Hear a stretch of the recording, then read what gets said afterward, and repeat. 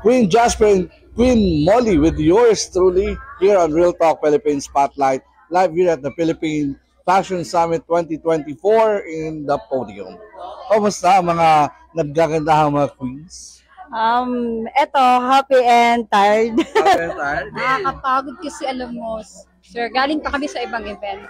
But how it's like that after an event is another event, and right now you're holding a perfume from RNC Perfume, which is it your first time as well na fashion show holding a brand?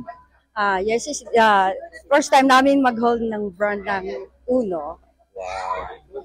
Same, first time ko rin maghawak ng Pearl Farm. Wow. So actually those brands are from RNC Perfumery of the RNC.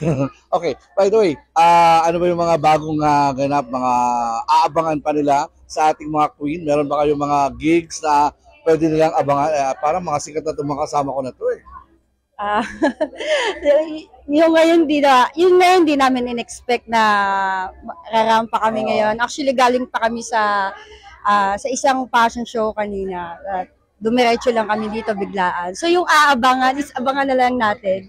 Yun daw yung natutuloy eh. Oo, ako din. Kasi siguro by this December, meron kakaabang-abang na lalaban ako sa Singapore. Wow, it's another pride from the Philippines competing in Singapore. Oh, Asian. So we will be looking forward to that.